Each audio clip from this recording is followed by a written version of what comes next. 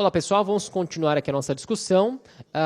Bom, foi levantada aqui a questão agora há pouco para quem está acompanhando, né? No final de semana, dia 20, agora temos o Start. O Start OAB, um evento bem bacana, um evento diferenciado, que vale a pena você participar. Colocamos aqui algumas dicas, a estatística daqueles pontos que mais aparecem na sua prova. Temos aqui um ranking, é um evento bem dinâmico, muito bacana. Então, começamos aqui as nossas revisões para a sua prova. Então, o Start OAB, próximo dia 20 agora de outubro, vale a pena você acompanhar. Muito bem, de todas as matérias, isso. Bom, então encerramos o bloco anterior, na matéria aqui de filosofia, colocamos a justiça aqui na Idade Moderna, e falamos a justiça, então, justiça humana, começa a se aproximar aqui do homem, o homem como sendo o legislador, o homem ditando as regras.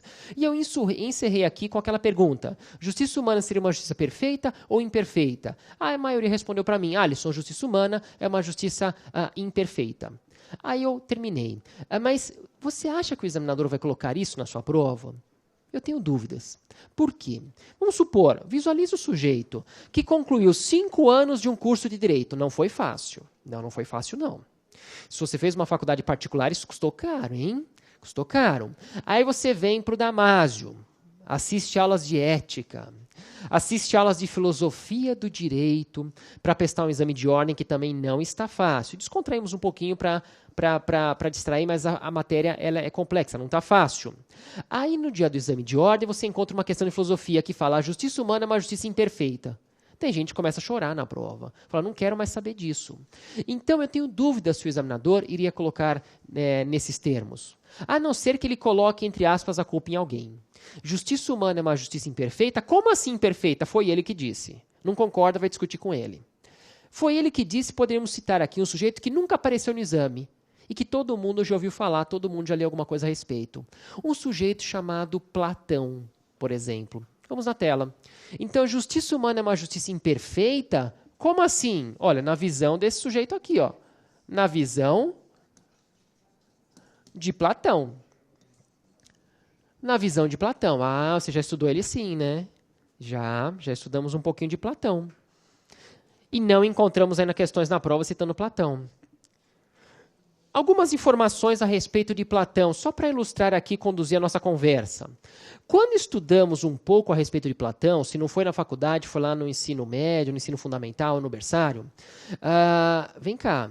Quando estudamos a filosofia de Platão, lembramos que ele adota uma visão dupla do universo. Lembra disso?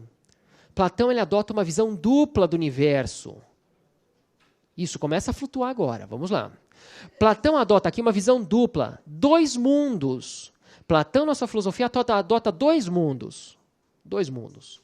Um mundo da perfeição. Um mundo da perfeição. E o outro mundo da imperfeição. Um mundo dos modelos, da realidade inteligível. E um outro mundo, o mundo dos homens. O mundo das coisas. O mundo da realidade sensível. 2 mundos, perfeição e imperfeição, modelos de homens, realidade inteligível e realidade sensível. É aquela história, quer ver como você já ouviu falar nisso? Quando falamos e ouvimos falar em amor platônico, todo mundo já ouviu falar, olha, isso é uma questão de amor platônico. O que é o amor platônico? É aquele amor que você olha, admira, espelha-se, mas é algo inalcançável, é algo que você não consegue buscar, está em outro patamar, o amor platônico, no mundo ideal. Então, na visão de Platão, a justiça perfeita encontramos em qual desses mundos? No mundo da perfeição ou no mundo da imperfeição? No mundo da perfeição. No mundo da perfeição. Onde encontramos aqui a cidade platônica ideal. Cidade platônica ideal. Sim, onde todos cumprem com suas obrigações. É o ideal mesmo, né? Cidade platônica ideal, onde todos cumprem com suas obrigações, que logicamente são atribuídas de acordo com suas aptidões. Cidade platônica ideal, onde todos cumprem com suas obrigações, que são atribuídas de acordo com suas aptidões. É a cidade platônica ideal. Então, na visão de Platão, a justiça do homem é uma justiça perfeita ou imperfeita? Na visão de Platão, uma justiça imperfeita. Imperfeita. O que seria bonito de ilustrar uma questão na sua prova? Por exemplo, então seria colocar o seguinte: a justiça do homem é uma justiça imperfeita, a justiça do homem é uma justiça imperfeita, a justiça humana, a justiça do homem é uma justiça imperfeita, mas deve ser observada. A justiça humana é uma justiça imperfeita, mas deve ser observada a fim de se evitar o caos. Justiça humana é uma justiça imperfeita, mas deve ser observada a fim de se evitar o caos. A fim de se evitar o caos. Isso faz sentido, não faz? Faz sentido. Se você traz para o seu dia a dia, você pode brincar com palavrinhas, e pode aparecer na sua prova assim. Então, colocamos informações lá na Antiguidade, citamos lá sofistas, Sócrates, Aristóteles, passemos rapidamente para a Idade Média, passemos aqui na Idade Moderna, vamos caminhar agora para século XIX, século XX, para encerrar aqui o nosso passeio na história. Vamos no quadro. Então, Idade Moderna, saímos agora aqui, vamos lá, século XIX, século XX, século XIX, século XX. Nesse momento, o que começa a ganhar importância? Que eu falo que está na moda, é bonito de aparecer na sua prova, principalmente em ano de eleição. Começa a ganhar importância aqui uma chamada justiça social. Justiça social. Isso ganha destaque, isso começa a ganhar importância. Na aula passada, lembra que falamos em positivismo jurídico na aula passada? Se você voltar a algumas folhas no seu caderno, quando estudamos na aula passada doutrinas, citamos algumas informações de positivismo jurídico, neopositivismo, positivismo brando. Aqui, eu tenho que buscar uma informação no chamado positivismo sociológico. Então, nesse momento, início do século XX, final do século XIX, vamos no quadro, podemos falar em um chamado positivismo sociológico. Positivismo sociológico. Nesse momento, quem ganha importância, um sujeito que ainda não apareceu na prova, sujeito chamado Auguste Comte. Auguste Comte. Positivismo sociológico, Auguste Comte. Aí eu faço essa pergunta em todas as turmas da UAB, que eu tenho a oportunidade de discutir esse ponto. Eu faço essa pergunta, na verdade eu faço uma aposta aqui. Vou fazer essa aposta com vocês, com aqueles que estão aqui. Só que eu já faço essa aposta e aviso que eu vou ganhar. Quem aqui já estudou Auguste Comte? Eu aposto e ganho que todos aqui já estudaram Auguste Comte. Vamos lá. Eu aposto, eu sei, eu falo isso com toda certeza, como eu já disse para vocês. Em casa eu tenho 2 de 4 anos que já estudaram Auguste Comte. Sim, sim, já estudaram e vocês também. Esse sujeito, para provar que eu vou ganhar a aposta, ele, de certa forma, ele verifica que o homem no seu desenvolvimento, que a sociedade no seu desenvolvimento, então Auguste Comte, positivismo sociológico, ele verifica que a sociedade no seu desenvolvimento passa por 2 estágios. Vou colocar na tela, vamos lá. Então, ele verifica que a sociedade no seu desenvolvimento passa por 2 estágios. 2 estágios. Um primeiro estágio, onde a sociedade vai se organizar. Um primeiro estágio, onde a sociedade vai se ordenar.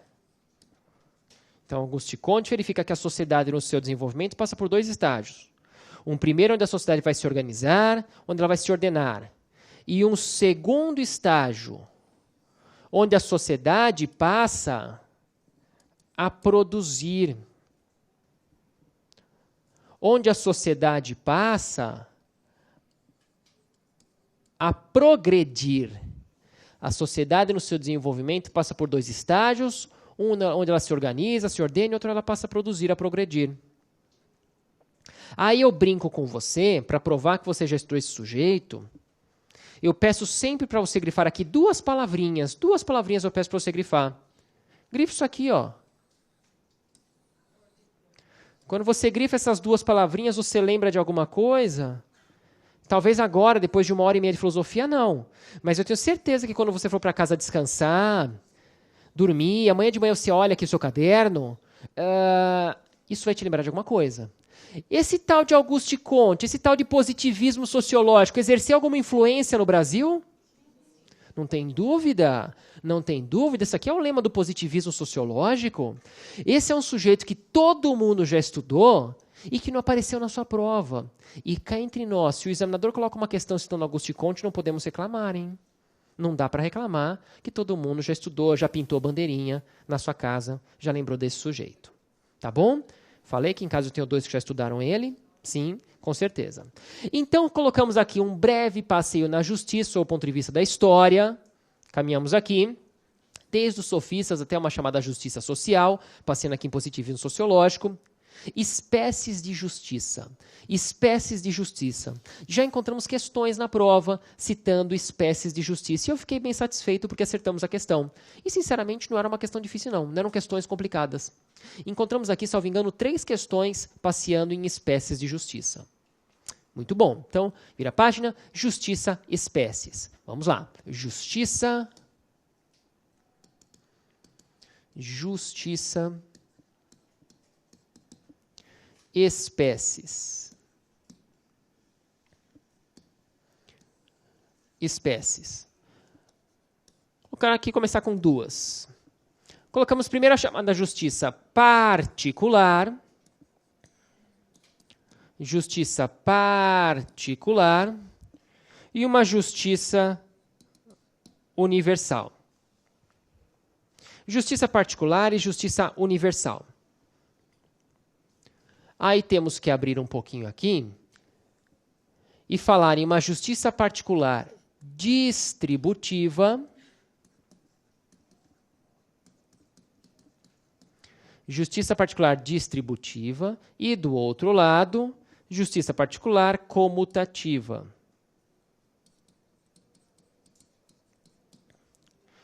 Justiça distributiva e justiça comutativa. Quando falamos, vamos começar aqui com a primeira, justiça distributiva, vou colocar informações aqui na justiça distributiva.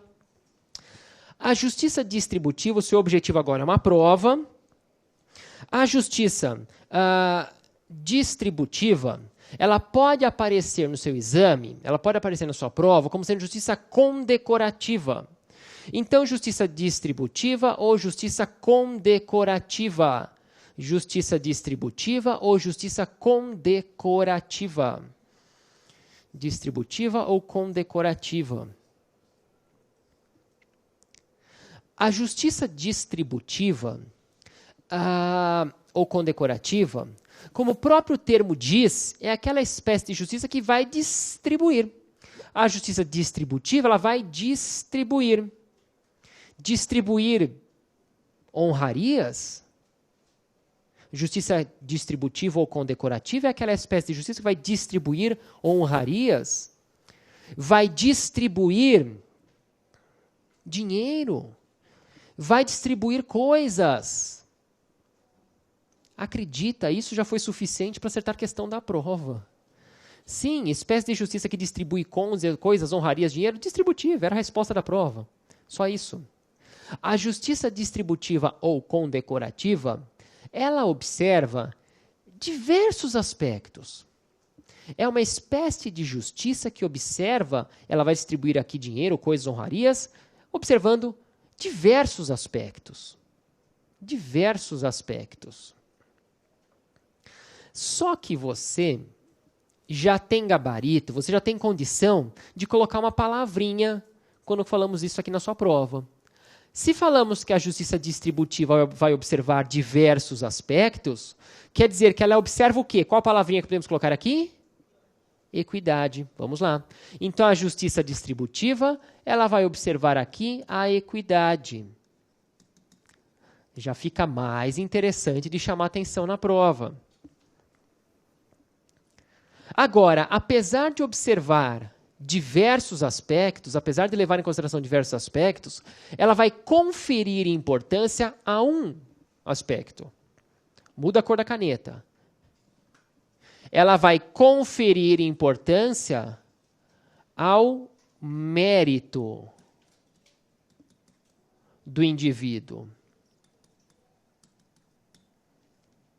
Então, apesar de conferir importância a diversos aspectos, apesar de observar diversos aspectos, ela vai conferir importância ao mérito do indivíduo. Ao mérito do indivíduo. Vamos continuar nossa conversa. Então, responde para mim o seguinte, vem cá. Se ela observa aqui, acima de tudo, o mérito do indivíduo, eu pergunto para você mais uma vez. Todos possuem o mesmo mérito? Todos têm o mesmo mérito? Ou cada indivíduo tem o seu mérito? Cada indivíduo tem seu mérito. Cada um tem seu mérito. Você tem seu mérito. O seu colega tem o mérito dele, seu vizinho tem o mérito. Cada indivíduo tem seu mérito. Então, olha só. Se ela observa aqui, acima de tudo, o mérito de cada indivíduo, e todos concordaram comigo que cada indivíduo tem seu mérito, essa justiça, ela vai ter um resultado igual para todos? Não. Olha como a questão começa a ficar interessante. Vamos colocar no caderno. Então, essa espécie de justiça, não necessariamente ela vai ter um resultado igual para todos. Não necessariamente ela vai ter um resultado igual para todos. Não necessariamente vai ter um resultado igual para todos. Vamos lá. Pegar aqui um exemplo, como eu disse, eu gosto de citar exemplos, acho que fica fácil de você visualizar, ainda mais uma matéria dessa, que tem um caráter abstrato, ela tem um resultado que não é igual para todos. Vamos pegar aqui um exemplo. Então, vamos supor um sujeito, visualiza aí um sujeito, que lutou pelo seu grupo, lutou pelo seu país, lutou pela sua sociedade. Quando esse sujeito volta da luta, quando ele volta da guerra, o que ele recebe? Ele recebe uma medalha. Uma medalha de honra ao quê? Uma medalha de honra ao mérito. Então, um exemplo de um sujeito que lutou pelo seu grupo, numa guerra, numa luta, quando ele retorna, ele recebe uma medalha de honra ao mérito. Sim. O que simboliza essa medalha, de certa forma? Essa medalha simboliza, de certa forma, isso aqui, ó, a sociedade realizando justiça em relação ao indivíduo. A sociedade realizando justiça em relação ao indivíduo. Qual espécie de justiça? Chamada justiça distributiva ou justiça condecorativa. A sociedade realizando justiça em relação ao indivíduo. A sociedade realizando justiça em relação ao indivíduo. A questão começa a se encaixar. Então, quer dizer que essa espécie de justiça é aquela que observa aqui, acima de tudo, o mérito do indivíduo. Então, não necessariamente vai ter um resultado igual para todos. Isso mesmo. Já ouvimos falar, por exemplo, em tratar igualmente os iguais, desigualmente os desiguais na medida de suas desigualdades? Sim, isso daqui já passou no seu caderno também, já está no seu caderno, né? Se você fez um curso de Direito, que acho que foi o caso de todos, tratar igualmente os iguais, desigualmente os desiguais na medida de suas desigualdades. Passeando aqui, ó. Tá bom? Passeando por aqui. O resultado não necessariamente é igual para todos. Essa espécie de justiça observa, então, uma proporção geométrica. Anota que isso pode pular na sua alternativa. Ela observa uma chamada proporção geométrica. Proporção geométrica. Tudo gira em torno do mérito. Como assim proporção geométrica? Tratar igualmente os iguais, desigualmente os desiguais na medida das suas desigualdades. Um outro exemplo que eu busco aqui também da doutrina é o seguinte. Vamos lá, um outro exemplo. Esse exemplo você encontra no nosso livro. Uma prova com 5 questões, exemplo clássico aqui. Prova com 5 questões, onde cada questão vale 2 pontos. Se um indivíduo acertar 2 questões, a nota dele é 4. Se outra pessoa, na mesma prova, acertar 3 questões, a nota dele é 6. Poxa, o resultado não foi igual. Observamos, acima de tudo, o mérito de cada indivíduo. E a justiça foi realizada ou não foi? Foi. Observamos uma proporção geométrica. Proporção geométrica. Justiça comutativa. Justiça comutativa. A justiça comutativa pode aparecer na sua prova. Justiça comutativa pode aparecer como justiça retificadora. Justiça comutativa ou justiça retificadora. Comutativa ou corretiva. Então, justiça comutativa, retificadora, corretiva. Comutativa, retificadora, corretiva. Essa espécie de justiça, ela observa uma proporção aritmética. Vamos anotar. Então, a justiça comutativa, por sua vez, observa uma proporção aritmética. Aritmética. Proporção aritmética. A justiça comutativa, quando falamos que ela observa uma proporção aritmética, isso quer dizer o seguinte: ela não confere importância a isso aqui, ó. O mérito do indivíduo, isso não importa. O mérito não importa. Proporção aritmética, o mérito não importa aqui. O que importa aqui é isso aqui, ó. É uma igualdade simples. Então, proporção aritmética afasta aqui a importância do mérito. Observa a igualdade simples. Igualdade simples. Por exemplo, um contrato entre particulares. Um contrato entre particulares. Um contrato de compra e venda. Por exemplo, um contrato de compra e venda, um contrato entre particulares. Um contrato de compra e venda, a princípio, estabelece aqui justiça entre as partes. Você deseja comprar uma mercadoria, você entrega aqui a importância, que é cobrada pelaquela mercadoria, o sujeito te entrega a mercadoria, o contrato foi cumprido, a justiça foi realizada. Pouco importa o mérito de cada indivíduo. Você pediu uma importância, eu entreguei para você aquele dinheiro, aquela importância, você me entregou a mercadoria, pouco importa o seu mérito, pouco importa o meu mérito. Justiça entre particulares, a justiça comutativa, um contrato, por exemplo, foi realizado aqui. Segunda espécie chamada justiça universal. Justiça universal. A justiça universal, anota, a justiça universal, ela representa, de certa forma, uma manifestação de virtude.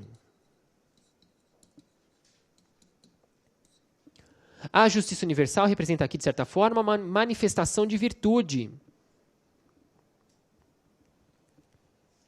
Manifestação de virtude.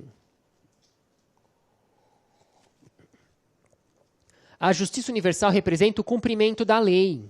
Então, se apresenta como sendo uma manifestação de virtude, representa aqui o cumprimento da lei.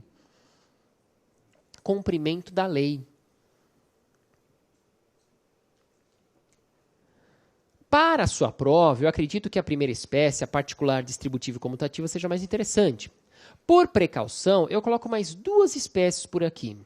Mais 2 espécies. Por precaução, se cai na prova e eu não falo, eu fico com peso na consciência. Então, 1 particular, 2 universal, que representa aqui o cumprimento da lei, 3 e 4. 3, justiça objetiva e 4, justiça subjetiva. Vou colocar no quadro, vamos lá. Então, eu acredito nessa primeira hipótese, mas, vamos lá. Então, segunda espécie, a terceira espécie aqui. Terceiro, justiça objetiva. E uma quarta espécie, justiça subjetiva. Justiça objetiva e justiça subjetiva. Justiça objetiva. Quando falamos em justiça objetiva, Falamos aqui, de certa forma, em interpretação. Interpretação. Justiça objetiva, interpretação. Interpretação, mas responde para mim para dar sequência. Interpretação do direito por pessoa que detém essa competência perante a sociedade. Justiça objetiva remete à interpretação do direito por pessoa que detém essa competência perante a sociedade. Por pessoa que detém essa competência perante a sociedade. Quando você anota isso, quando você visualiza, quem é que vem na cabeça aqui? Essa pessoa que detém a competência perante a sociedade? Um juiz de direito? Vamos lá. Então, interpretação do direito por pessoa que detém essa competência perante a sociedade. Visualizamos aqui um juiz de direito, concorda. Você já tem gabarito para completar isso aqui. O que um juiz de direito vai fazer, então, no seu dia a dia? O juiz de direito, vamos conversar um pouquinho, ele vai analisar, além, logicamente, do seu conhecimento, sua experiência, seu estudo, um juiz de direito ele vai analisar toda a sua argumentação jurídica, Sim, tudo que colocamos no seu caderno, a sua tese, a tese que você desenvolve, a doutrina, a jurisprudência, ele vai analisar tudo, vai ouvir testemunhas, muitas vezes, de um processo. Ok, para, ao final de um processo, proferir o quê? Proferir uma sentença. Então, o juiz ele vai analisar tudo que já passeamos e citamos no seu caderno, para, ao final de uma ação, proferir uma sentença. Proferir aqui uma sentença. O que esperamos que a sentença do juiz estabeleça? Justiça. Esperamos que a sentença que o juiz profere estabeleça justiça. Estabeleça aqui a chamada justiça objetiva. Justiça objetiva. Então, a justiça objetiva é uma espécie de justiça que conseguimos materializar na sentença. A justiça objetiva é aquela justiça que você consegue materializar em uma sentença. Materializamos na sentença. E para encerrar o nosso bate-papo, a nossa conversa em justiça, sob o ponto de vista da filosofia, depois vamos mudar aqui o tema, deixar a questão mais fácil. A justiça subjetiva, nossa última espécie. Justiça subjetiva. Justiça subjetiva. Fácil. Você sabe o que quer dizer. Justiça subjetiva é a justiça do indivíduo. A justiça subjetiva é a justiça do indivíduo. É a sua justiça. Justiça do indivíduo é a sua justiça. Sabe quando você para e pensa, eu não acho isso justo? É a sua opinião. É a justiça subjetiva. Juízo de valor. Juízo de valor. A justiça subjetiva é uma espécie de justiça que não conseguimos materializar. Não. Falamos em juízo de valor mesmo. A justiça objetiva, materializamos na sentença. A justiça subjetiva, não conseguimos materializar. Espécie de justiça que não conseguimos aqui materializar. Então, dessa forma, colocamos informações em justiça, fizemos aqui um breve passeio na história e colocamos aqui algumas questões sobre espécies de justiça. Vira a página, mudar o tema, deixar a questão agora mais fácil. Eu preciso colocar algumas informações, aproveitar esse tempo que nos resta, para buscar aquelas informações na introdução da matéria. Sim, aquelas informações que muitas vezes vocês estudam em filosofia e você também estuda na introdução ao estudo do direito, que encontramos questões na prova também por aqui, na teoria geral do direito. Encontramos questões citando principalmente Norberto Bobbio, que eu já brinquei com vocês, e eu falei, olha, Norberto Bobbio é um sujeito que você gosta, sim. Tá? Bobbio morreu aqui em 2004, ainda é algo extremamente recente, e é o nome que o examinador mais gosta, que mais encontramos questões no exame de ordem. Quando citamos ordenamento jurídico, não precisa anotar, isso aqui já está no seu caderno, só para conduzir aqui a nossa conversa. Ordenamento jurídico, colocamos aqui duas formas. Um ordenamento completo e um ordenamento incompleto. Lembra disso? Ordenamento jurídico completo, ordenamento jurídico incompleto. Ótimo. No ordenamento jurídico completo, é aquele que a lei apresenta todas as respostas. É um ordenamento completo. A lei apresenta aqui todas as respostas. Por sua vez, um ordenamento jurídico incompleto é aquele que não encontramos todas as respostas na lei. Não encontramos todas as respostas. Não, é um sistema aberto. Revela-se aqui a textura aberta do direito. Ordenamento incompleto, que é onde pisamos no dia a dia. Um ordenamento jurídico incompleto, que é onde operamos no dia a dia, encontramos brechas nesse ordenamento. Lembra? Brechas. Encontramos buracos em um ordenamento jurídico incompleto. Quando falamos brechas, quando falamos em buracos, o examinador gosta de colocar uma palavrinha na prova, qual é? Lacunas. Lacunas. Então, eu fiz essa introdução, buscando informações no seu caderno, para entrar aqui em lacunas. Vira a página, lacunas. Na introdução da matéria. Lacunas.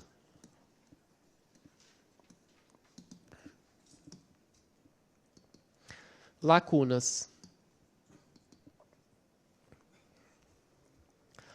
Quando falamos em lacunas, como citamos, estamos diante aqui de buracos no ordenamento, de brechas no ordenamento. Se falamos em uma lacuna, é lógico, a questão vai falar em ordenamento jurídico incompleto. Cuidado, muitas vezes você já elimina uma alternativa por aqui. Lacuna só encontramos em um ordenamento jurídico incompleto. Incompleto. Bom, se você no dia a dia você vai operar com ordenamento jurídico incompleto em um sistema aberto, quer dizer que você muitas vezes não vai encontrar respostas no ordenamento jurídico. Então, o que você faz nesse caso? Vamos supor, mais uma vez eu imagino você no seu escritório, aparece o cliente, ele expõe o caso, você olha para ele e fala assim, olha, não tem previsão no ordenamento jurídico para a situação que você está me apresentando. Então, vamos fazer o seguinte, cliente. Volta daqui uns 3 anos, porque se tiver surgido alguma previsão, aí eu pego o seu caso para tentar resolver. Você faz isso, o cliente volta? É claro que não. Então, mesmo diante de situações que não temos aqui a resposta no ordenamento jurídico, temos que buscar a sua solução. Eu falo isso porque lacuna é uma brecha, temos que ter alguns métodos de solucionar aqui uma lacuna. 2 métodos você precisa destacar. Vamos lá. Então, métodos para solucionar lacunas.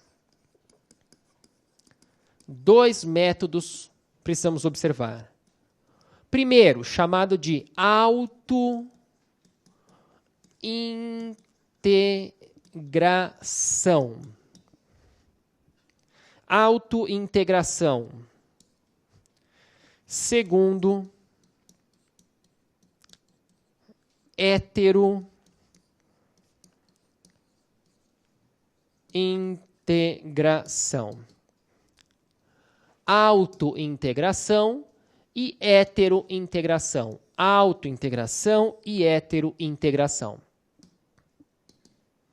São métodos para buscar aqui, integrar, buscar aqui, solucionar uma lacuna. O que quer dizer o método da autointegração, hein?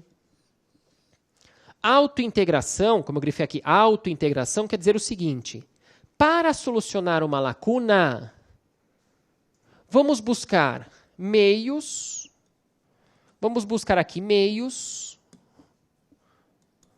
dentro do próprio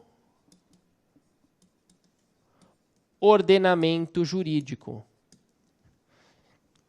Autointegração quer dizer, vamos buscar meios dentro do próprio ordenamento jurídico para solucionar. Autointegração, buscar meios dentro do próprio ordenamento jurídico para solucionar essa lacuna. Ou na mesma fonte que se mostra como dominante. Dentro do próprio ordenamento jurídico ou dentro da mesma fonte, que se mostra como sendo aqui a fonte dominante. Qual é a fonte dominante no ordenamento jurídico? Qual é a fonte autêntica do ordenamento jurídico? As leis. Então, a autointegração quer dizer a lacuna existe a lacuna. Vamos buscar a solução dentro do próprio ordenamento ou dentro da mesma fonte que se apresenta como dominante. No caso aqui, as leis. Alisson, me dá um exemplo. Claro, vamos no quadro. Então, a fonte dominante aqui é a lei. Exemplo de método de autointegração. Então, exemplo. Interpretação extensiva. Interpretação extensiva, por exemplo. Interpretação extensiva. Analogia. O que seria a interpretação extensiva? O que é a interpretação extensiva? A interpretação extensiva, você sabe, isso aqui é a introdução na matéria. Isso se cai na prova, já encontramos questões citando lacunas, isso não é uma questão difícil. Interpretação extensiva quer dizer que temos aqui uma lei, mas não temos uma solução para um outro caso. Vamos tentar estender a aplicação dessa lei para esse caso. A lacuna existe, mas eu estou estendendo a interpretação de uma lei para tentar solucionar. Interpretação extensiva é um meio de autointegração. E heterointegração? O que é a heterointegração? É o contrário. Heterointegração, para quem quer anotar, vou colocar aqui no quadro. Heterointegração quer dizer, vamos buscar a solução em meios diversos do ordenamento jurídico, em meios diversos do ordenamento jurídico, ou em fontes diversas da que se mostra dominante. Em meios diversos do ordenamento.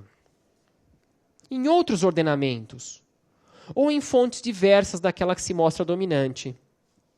Lembra que a fonte dominante é sempre a lei. A fonte dominante aqui é sempre a lei. Exemplo. Vamos buscar aqui a solução, por exemplo, nos costumes. Sim? Nos costumes de uma determinada região. Um outro exemplo, para tentar solucionar aqui uma lacuna, solucionar aqui uma brecha, vamos buscar aqui a solução na doutrina.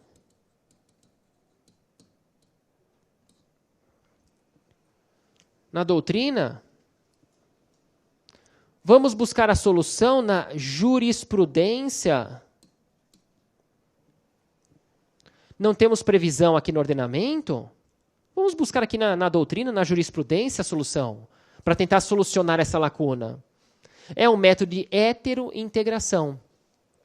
Então, já colocamos no seu caderno o que quer dizer lacuna, métodos para tentar solucionar aqui essas brechas. Espécies de lacunas. Espécies de lacunas. Temos aqui algumas espécies de lacunas. Vou resumir em 2 espécies para quem está anotando, quem está organizando aqui o caderno. Espécies de lacunas. Vamos lá. Então, lacunas, espécies. Lacunas, espécies. Temos uma chamada lacuna real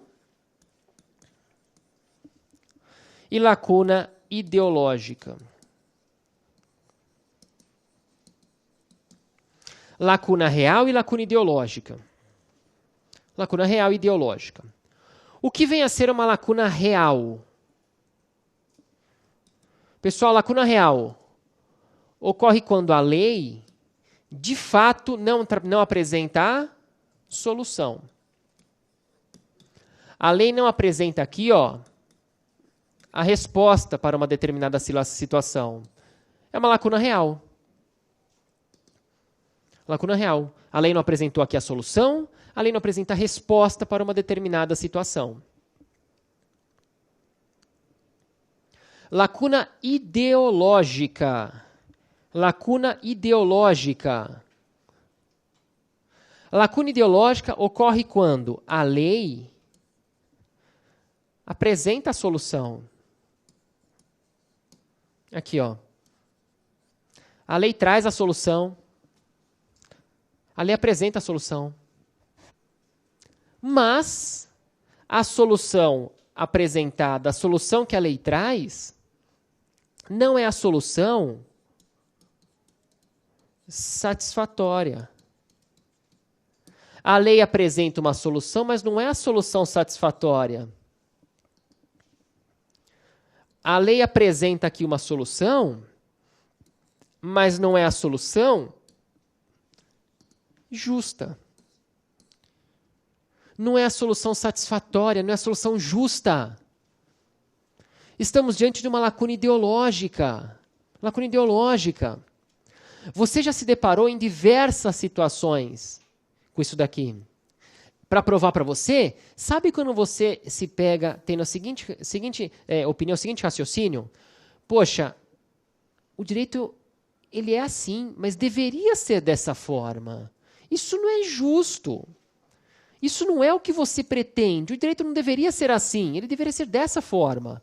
Quando você tem esse pensamento, quando você visualiza diante de uma situação, se identifica de uma situação dessa, você está diante de uma lacuna ideológica. A solução está apresentada, mas não é a solução satisfatória naquilo que você pretende.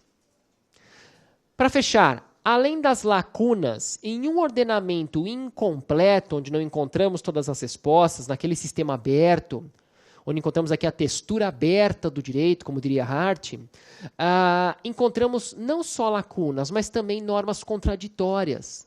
Normas contraditórias. Normas contraditórias quer dizer antinomia jurídica. Então, vira a página, colocamos informações sobre lacunas, foi a nossa primeira observação. Segundo, para encerrar, antinomia jurídica. Vira a página, vamos lá. Antinomia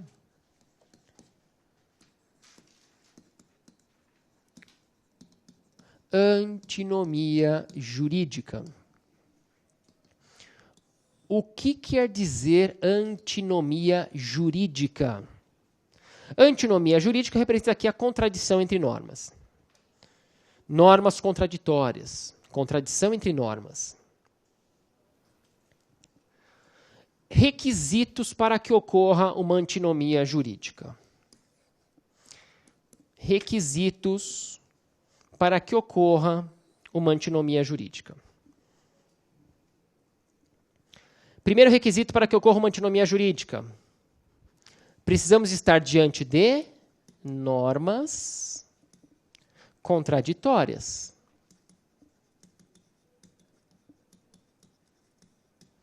Então, primeiro requisito para que ocorra uma antinomia jurídica é necessário estar diante de normas contraditórias. Esse é o primeiro requisito. Outro requisito para que ocorra uma antinomia jurídica: as normas contraditórias devem ser normas jurídicas contraditórias. Normas jurídicas contraditórias. Então, normas contraditórias, normas jurídicas contraditórias. Outro requisito: essas normas devem ser destinadas ao mesmo indivíduo. Normas jurídicas contraditórias destinadas ao mesmo indivíduo. Destinadas ao mesmo indivíduo. Outro, essas normas devem estar vigentes. Normas vigentes. Outro, essas normas devem ser expedidas por uma autoridade competente. Normas jurídicas contraditórias destinadas ao mesmo indivíduo, vigentes, expedidas por uma autoridade competente e, é claro, devem pertencer ao mesmo ordenamento jurídico. E, claro, devem pertencer ao mesmo ordenamento jurídico. Pertencer ao mesmo ordenamento jurídico. Para encerrar, então, nosso bate-papo de hoje, colocamos aqui antinomia, o que quer dizer antinomia, requisitos para que ocorra uma antinomia jurídica. Lembra, se a questão está passando por aqui, estamos passeando em um ordenamento incompleto. Espécies de antinomia jurídica. Espécies de antinomia jurídica. Duas espécies de antinomia jurídica. Vamos lá. Então, temos aqui antinomia jurídica, espécies.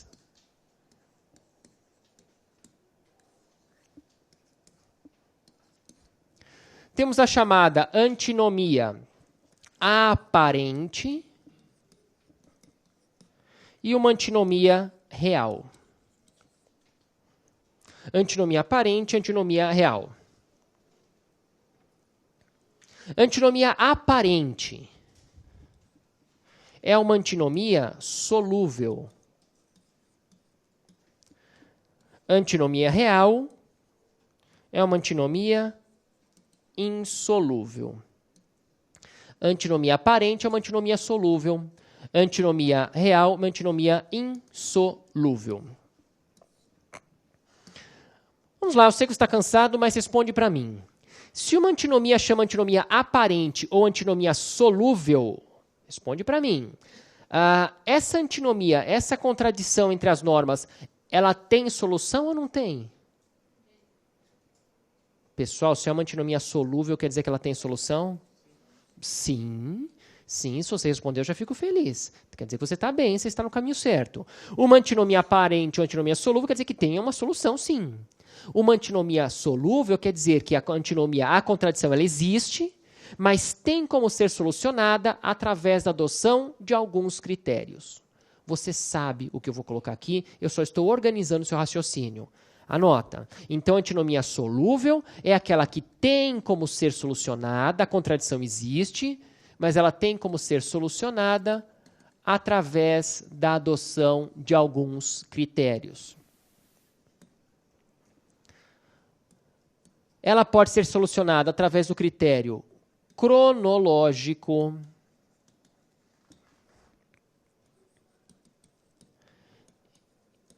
hierárquico e o critério da especialidade.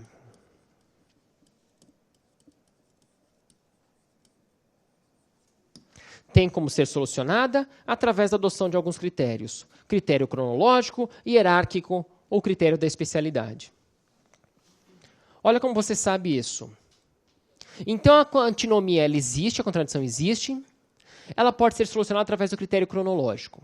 O que quer dizer o critério cronológico? Temos aqui duas normas contraditórias. Pelo critério cronológico, como é que vamos resolver essa questão?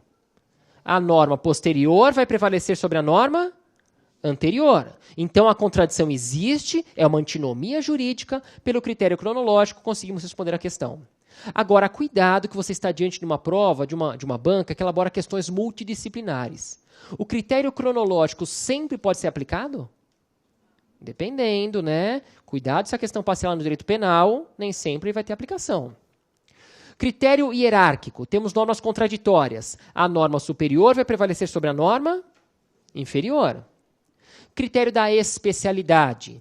Temos normas contraditórias, mas uma norma especial vai prevalecer sobre uma norma geral. Uma norma especial prevalece sempre sobre uma norma geral. E para encerrar a discussão, segunda espécie, antinomia real ou antinomia insolúvel. Antinomia insolúvel. Antinomia insolúvel é uma espécie de antinomia que não tem como ser solucionada através da adoção desses critérios. Antinomia real ou insolúvel é aquela que não tem como ser solucionada através da adoção desses critérios. Não tem como ser resolvida, solucionada através da adoção desses critérios. Tudo bem? Pessoal, mais uma vez agradeço demais a atenção de vocês. Qualquer dúvida, entre em contato. Abraço forte. Até nosso próximo encontro.